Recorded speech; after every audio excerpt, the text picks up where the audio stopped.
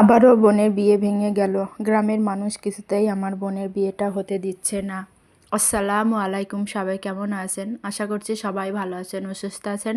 আমি শিল্পী, আমি নদিয়া জেলার ছোট্ট একটা গ্রামে থাকি। আবারও নতুন একটা দিনে নতুন একটা ব্লগ ভিডিও নিয়ে চলে এসেছি আপনাদের মাঝে। আশা রাখছি আজকের ভিডিওটি আপনাদের কাছে ভালো লাগবে।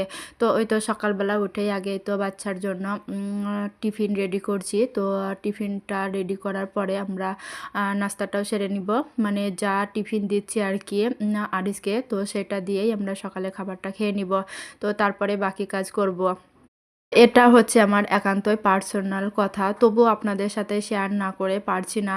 কারণ আমার বোন, তো আমার একটা বোন আছে, আপনারা হয়তো ভিডিওই জেনেছেন বা জানতে পারবেন হয়তো। তো যাই হোক, আমার একটা বোনের এখনও বিয়ে হয়নি। তো সেই বোনের বিয়ের জন্যই আমরা সম্বন্ধ দেখেছিল আর কি। তো সব কিছু ঠিকঠাক হয়ে যাওয়ার পরে আশীর্বাদের দিন, মানে আশীর্বাদ করতে যাবে, তো সেই দিন বলছে বিয়েটা আর হবে না। তো যাই হোক, শুনে খুবই কষ্ট হয়েছিল। তো ভিডিওটি হচ্ছে সোমবারের, বিয়েটা ভেঙে গেছে মঙ্গলবারে। তো যাই হোক, আজকে বুধবার, আজকে আমি ভিডিওই ভয়েস দিয়ে মানে দিচ্ছি আর কি। আর যেহেতু মঙ্গলবারে আমি ওই কারণে ভিডিওটি পাঠাতে পারিনি। তো যাই হোক, খুবই নিজেদের মধ্যে মন খারাপ আর কি। তো যাই হোক, বুঝতে তো পারছেন, যখন আমার মাদের ঘর ছিল না আর কি, তো তখন বোনের জন্য যখন সম্বন্ধ আসতো, তো বলতো গরিব মানুষ হয়তো কিছু দিতে পারবে না, এই ভেবে বিয়ে ভেঙে যেত। তো যাই হোক, এই বিয়েগুলো কিন্তু আমাদের, মানে আমার মায়েদের পাড়ার যে মানুষগুলো আছে, তো সেই মানুষগুলোই ভাঙছে।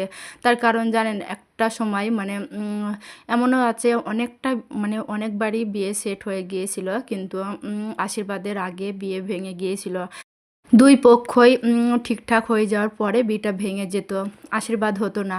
তো যাই হোক, এমন মানে মসজিদে বসেও মানুষে বিয়ে ভেঙে দিয়েছে আর কি। তো যাই হোক, ঘটকে এসে বলেছিল। তো তখন বলতো গরিব মানুষ, ঘর নেই, কিছু দিতে পারবে না। তো তো সেই কষ্টের জন্য জানেন, আমার মানে আমার মাদের জমি জায়গা যা ছিল বন্ধক সন্ধক দিয়েছে, মানে বন্ধক দিয়েছে। তারপরে একটু জমি বিক্রি করেছে। তো তারপরে 2 কামরা ঘর, সিঁড়ি ঘর মানে বানিয়েছে আর কি, খুবই কষ্টের উপর দিয়ে। তবুও এখন মানুষ যে কী কারণে বিয়েটা ভেঙে দিচ্ছে জানি না। তো সব কিছু ঠিকঠাক হয়ে যাওয়ার পরে আশীর্বাদ করতে যাবে, মানে এই শুক্রবারে আশীর্বাদ করতে যাবে। আর মঙ্গলবারে বলছে যে আমার ভাইয়ের এখন বিয়ে দেওয়া হবে না, মানে যে জামাই হবে আর কি, তো তার বোন বলছে যে আমার ভাইয়ের এখন বিয়ে দেওয়া হবে না। তো এটা কি কথা বলুন? তো ওনারা যতক্ষণ বলেছে, আমরা আর কি বলবো বলুন, আমরা আর জোর করিনি, মানে জোর আর করিনি। তো যাই হোক, খুবই কষ্ট হয়েছিল। আর কথাগুলো আমি এই কারণেই বলছি যে হয়তো আমার ভিডিও যারা দেখেন তাদেরও হয়তো মেয়ে আছে বা ছেলে আছে, তারাও হয়তো বিয়ে দেবে বা বিয়ে দিয়েছেন। তো যাই হোক, তাদের একটাই কথা বলি, বা তাদের আশেপাশেও মেয়ে আছে ছেলে আছে, তো তাদের উদ্দেশ্যে একটা কথাই বলি যে একটা মেয়ের, মানে একটা মেয়ের বিয়ে ভাঙা যে কতটা কষ্টের, তা মানে তার আত্মস্বজন ছাড়া আর কেউই জানে না। আমার এই ভিডিওটা হয়তো অনেক ভাইয়ারাও দেখেন বা অনেক বোনেরাও দেখেন। তো তাদেরকেও হয়তো জিজ্ঞেস করবে যে কোনো না কোনো মেয়ের পক্ষ বা ছেলের পক্ষ জিজ্ঞেস করবে যে এই মেয়েটা কেমন বা ওই ছেলেটা কেমন। তো দয়া করে প্লিজ, মেয়ে বা ছেলে যদি খারাপ হয়ে থাকে, প্লিজ খারাপটা বলবেন না।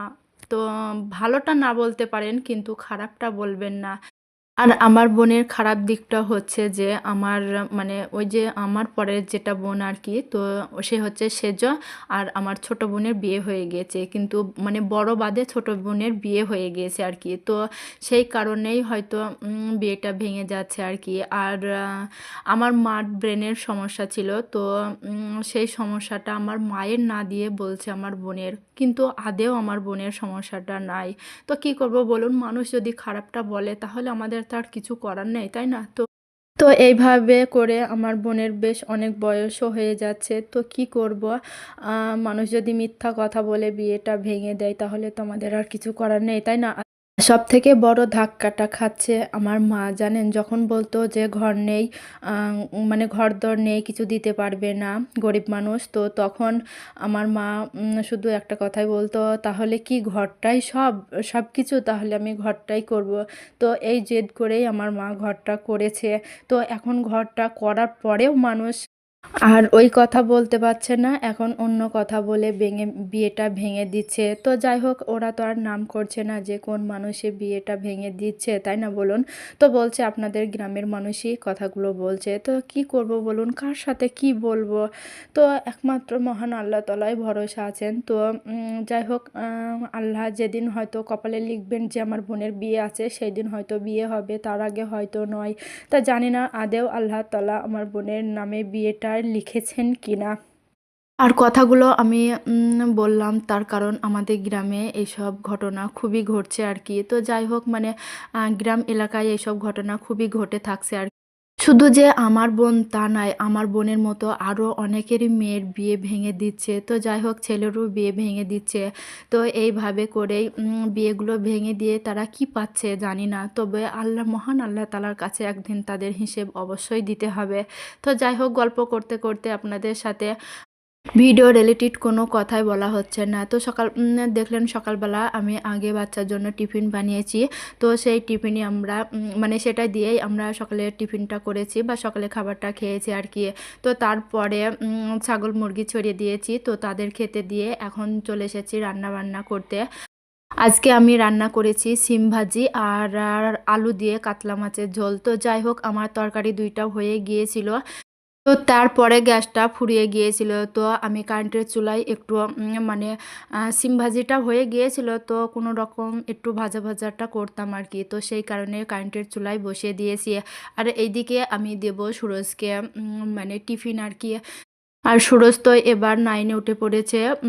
ওর সেই 4 টের সময় ছুটি আর কি। তো সেই কারণে ওর টিফিনের টাইমে ক্ষুধা পায়। তো ও বলেছিল, "মা আমাকে টিফিন বানিয়ে দিবা, আমি টিফিন নিয়ে যাব স্কুলে।" তো রুটি, পরোটা, লুচি এগুলোই বানিয়ে দিবা, আমি নিয়ে যাব স্কুলে। তো যাই হোক, সেই কারণেই আজকে আমি ওকে রুটি আর সবজি দিব। মানে ওই সিম ভাজি আর রুটি দিব, সাথে 2 টা মিষ্টিও ও কিনেছিল। তো যাই হোক, ওই দিয়েই ওকে স্কুলে পাঠিয়ে দিয়েছিলাম। আর এই তো আমার তরকারিগুলো হয়ে গিয়েছে। তো তরকারিগুলো আমি এখন নামিয়ে নিয়েছি। আর রুটি আর ভাতটা আমি মাটির চুলাতেই রান্না করে নিয়েছি। আর এই কাজগুলো হচ্ছে সোমবারের দিন। আর আমি তো জানতাম না, তাই না? যে আমার বোনের বিয়েটা হয়তো আবারও ভেঙে যাবে। তো আমি ভেবেছি হয়তো এইবার আমার বোনের বিয়েটা হয়েই যাবে।